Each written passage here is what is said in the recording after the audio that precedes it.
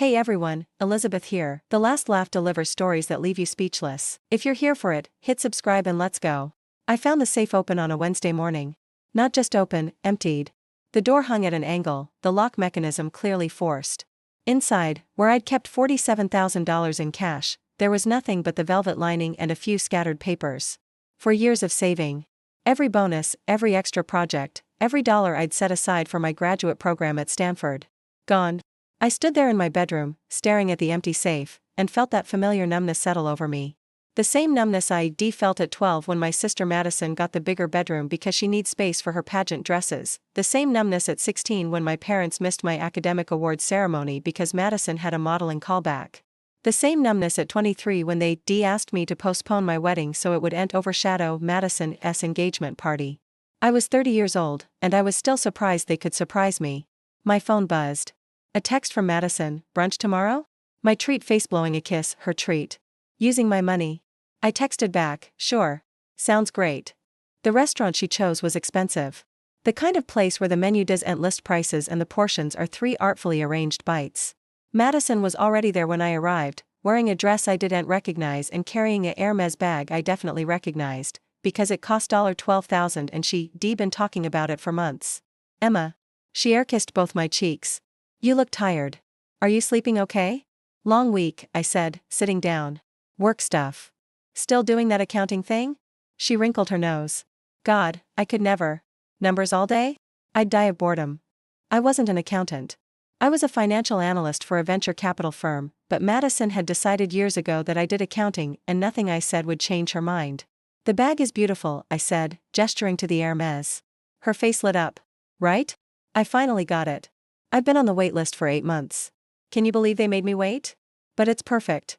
Look at the stitching. She pulled it onto the table, showing me details I pretended to care about. The leather, the hardware, the special edition color.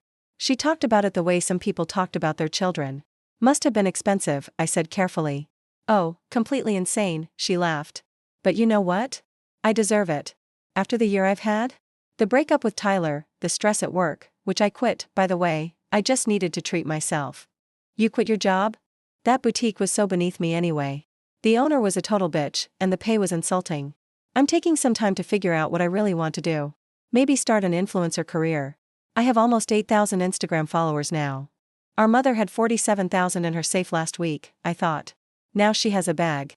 That's exciting, I said instead. The waiter came. Madison ordered the most expensive items on the menu without looking at the prices. When the bill came, $3.40 for brunch, she made a show of reaching for it. My treat, remember? She handed over a credit card. Our parents' credit card, I noticed. The Amex they'd given her for emergencies when she was 18 and never asked for back. We walked out together, and Madison linked her arm through mine like we were close. Like she hadn't broken into my apartment using the spare key I'd given our mother. Like she hadn't stolen 4 years of my life savings. We should do this more often, she said.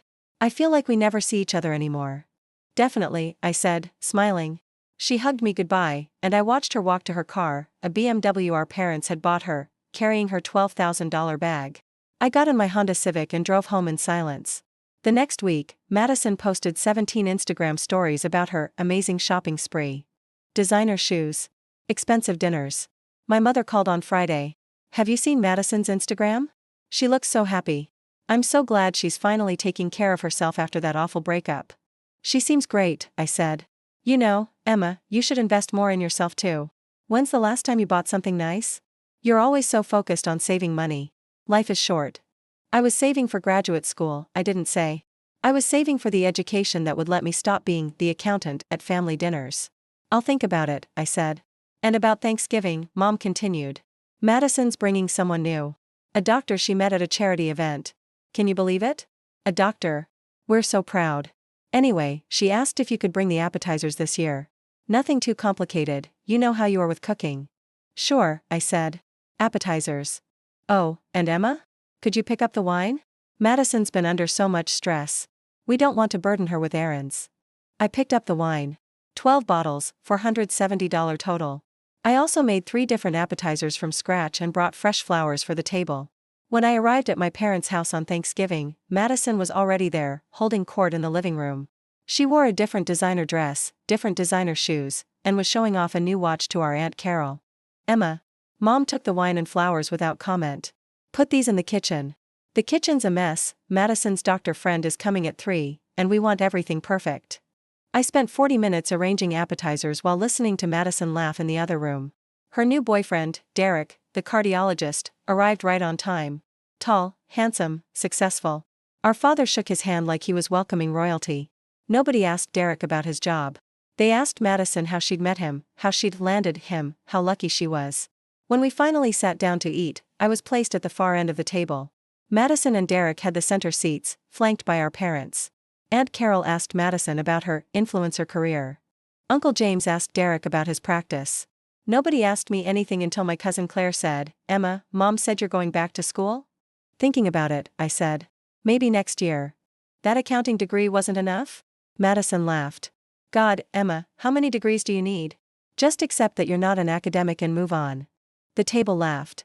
Gentle, dismissive laughter that said she's just joking but also she has a point. I smiled and took a sip of the wine I'd paid for. At exactly 4:47 p.m., my mother's phone rang. She glanced at it and frowned.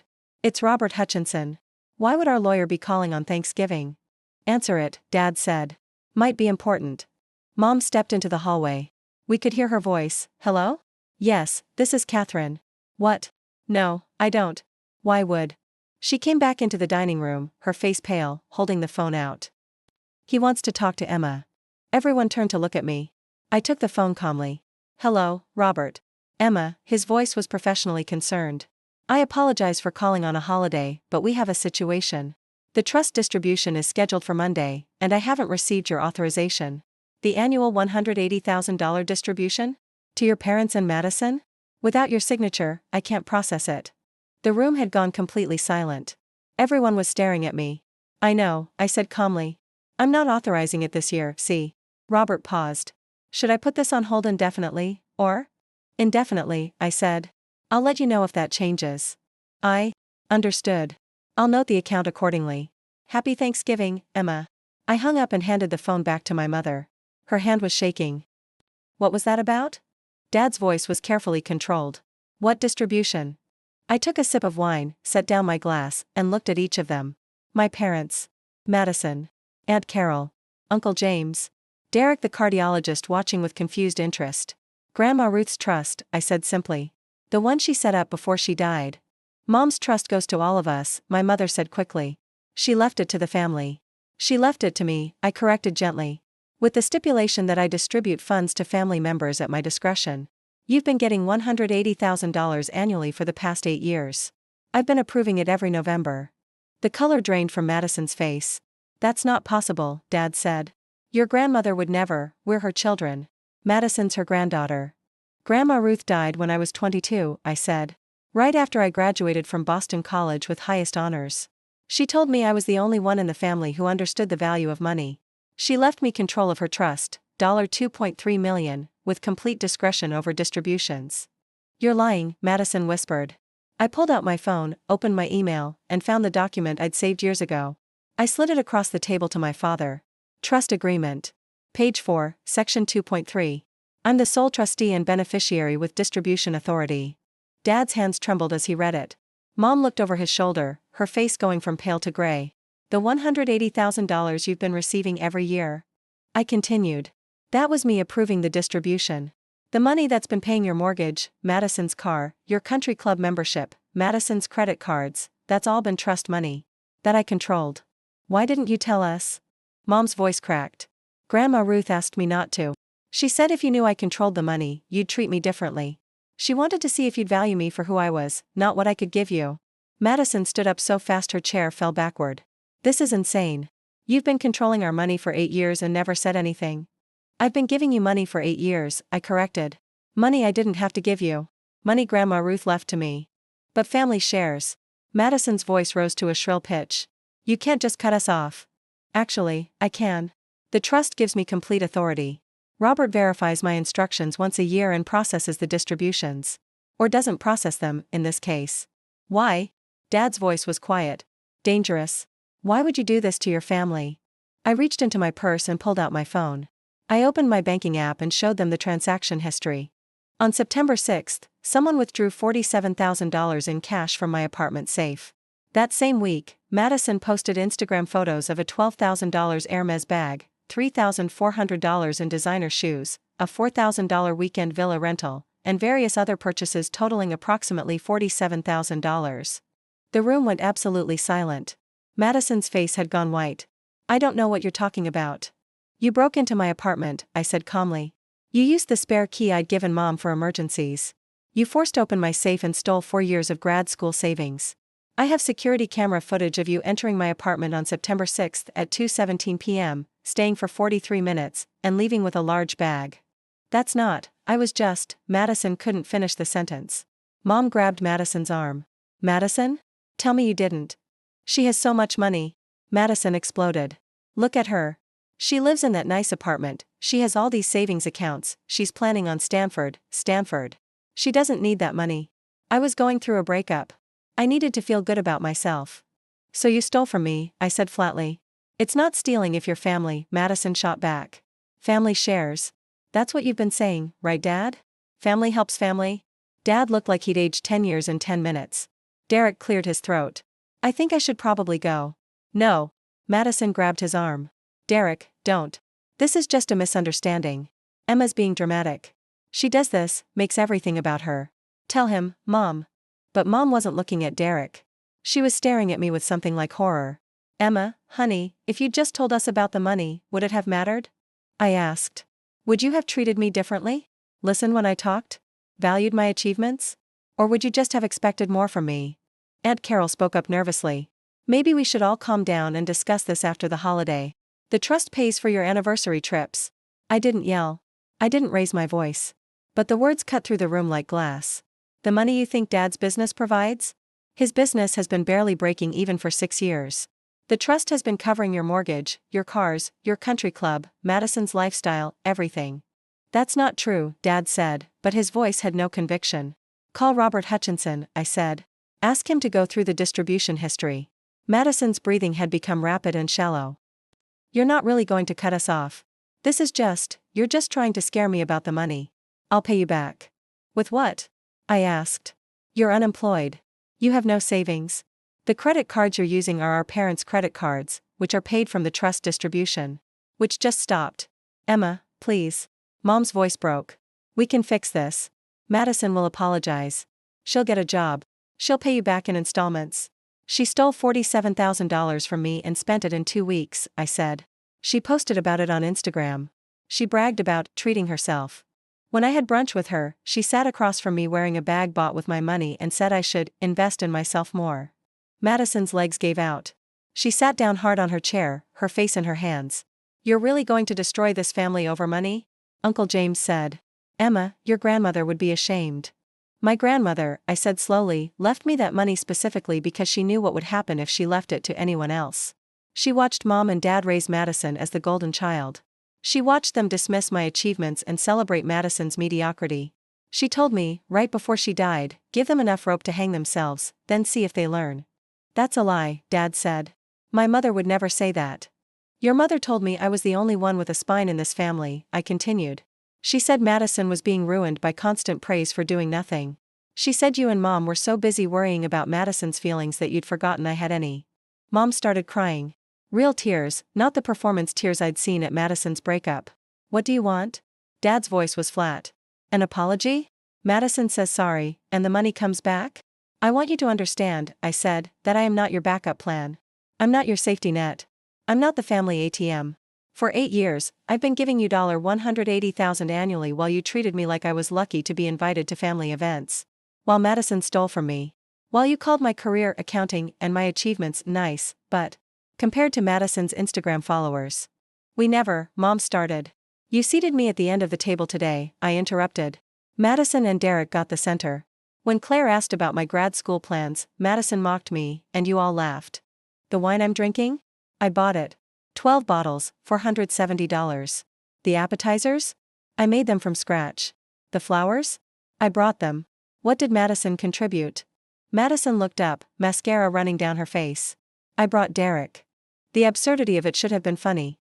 It wasn't. You brought your boyfriend to a family dinner," I said. "Congratulations. That's not a contribution. That's basic attendance. Derek stood up. I'm definitely leaving now. Madison, we can talk later. Derek, please, but he was already getting his coat. After Derek left, the room sat in heavy silence. My perfectly cooked turkey getting cold. My wine slowly warming. My family's entire financial structure collapsing around them. What do we do now? Dad finally asked.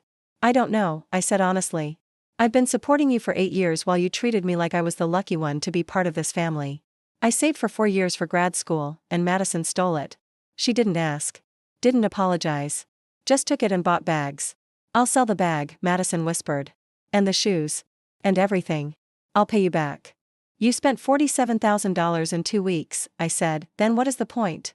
Mom demanded, anger finally breaking through her tears. The point, I said, standing up and collecting my purse, is that you only care about what I can give you. Not who I am. You called me here, sat me at the end of the table, and expected me to smile while Madison showed off items bought with my stolen money. The trust distribution stopped because I'm done. With all of it. Where are you going? Dad stood up. Home. I have work tomorrow. On Black Friday? Mom's voice was incredulous. Nobody works on Black Friday. I do, I said. Because I have a real career that I take seriously. Not accounting. Not numbers stuff. I'm a senior financial analyst who just got offered a promotion to VP. Salary increase from $180,000 to $240,000, plus equity. But you didn't know that because you've never once asked. I walked to the door. Behind me, I could hear Madison crying and Mom trying to comfort her. Emma, wait. Dad followed me to my car. Just, wait. Let's talk about this rationally. I've been rational for 8 years, I said, unlocking my car. I've been patient. Generous. Understanding. And it got me stolen from and mocked at Thanksgiving dinner. What about Christmas? His voice cracked. You're just not coming? I don't know yet, I said honestly, but I know I'm done pretending we a functional family when we really just a financial arrangement. I drove home while my phone exploded with texts. Madison, I'm sorry. I'm so sorry. Please don't do this. Mom, we need to talk. Family doesn't give up on family. Dad, your mother is devastated. Is that what you want? Aunt Carol, think about what your grandmother would want. I turned off my phone and poured a glass of actual good wine, from my personal collection that nobody had ever stolen, and sat in my apartment that I'd paid for with my own money. The next morning, I called Robert Hutchinson. I need the full trust accounting, I said. Every distribution for the past 8 years. Detailed breakdown. He sent it over within an hour. $1,440,000 distributed over 8 years. $180,000 annually to my parents. Every single dollar I'd approved, they'd spent. No savings. No investments. No emergency fund. They'd assumed the money would keep coming forever. I also called a security company and had my locks changed. Then I called my building manager and had Madison removed from my approved visitor list. Then I filed a police report about the theft, including the security footage. The detective who took my statement looked at the video and then at me. This is clearly breaking and entering plus grand theft. With this footage, we can press charges. Do you want to proceed? I looked at the screen showing Madison entering my apartment, going straight to my bedroom, forcing open the safe, and leaving with my money. Not yet, I said. But I want it on record. 3 weeks later, I heard through Aunt Carol, who was apparently still speaking to me, that my parents had put their house on the market. Madison had moved back in with them. Dad's business was taking on debt to cover expenses. The country club membership had been cancelled. Madison's BMW was being sold. They were looking at apartments. Mom sent one text, I hope you're happy. You've destroyed your family. I didn't respond. Christmas came. I wasn't invited. Or rather, Mom sent a group text that said, Christmas at our new apartment. Small gathering only. Immediate family who actually act like family. I sent gifts anyway. Practical ones. A cookbook for Mom. Business planning software for Dad. Job search premium membership for Madison. Nobody thanked me. On December 28th, Madison showed up at my office. Security called me again. Tell her I'm not available, I said. She left a note, I got a job. Retail, but it's something. I'm sorry, Emma. I really am. I didn't understand what I was taking from you. Please call me. I kept the note but didn't call. In January, I got accepted to Stanford's graduate program. Full tuition. I'd be starting in September. I told Aunt Carol, who told the family. Nobody congratulated me. In February, Dad called from an unknown number. I answered by mistake. Emma, I need to ask you something. His voice was tired. The trust. Is there any way? No, I said. I haven't even asked the question. You were going to ask if there's any way to get the distributions back. The answer is no. We're struggling, he said quietly. Really struggling. Your mother's working part-time at a bookstore. Madison's working retail. I'm taking on clients I would have never considered before. We're barely making rent. You have jobs, I said. Income. That's more than struggling. That's adjusting. We're losing everything, he said. No, y correcta. You're losing the lifestyle you'd built on money you assumed would always be there. That's not the same as losing everything. Your sister is depressed. Your mother cries every day. This is what you wanted. I wanted a family that valued me, I said. Instead, I had a family that valued my money. You're just mad you don't have access to it anymore. He hung up. It's been 9 months now since that Thanksgiving. I start at Stanford next month. I sold my apartment and bought a small house near campus. The trust continues to grow. Without the annual distributions, it's now worth $2.8 million. My parents are still in their small apartment. Madison is still working retail, though Aunt Carol says she's actually good at it and got promoted to assistant manager. Dad's business is slowly recovering. Mom seems to like her bookstore job. They invited me to Madison's birthday dinner next week. Small celebration. Nothing fancy. Madison specifically asked for me to come. I haven't decided yet. Part of me wants to believe they've changed. That losing the money taught them something. That maybe we could rebuild something real.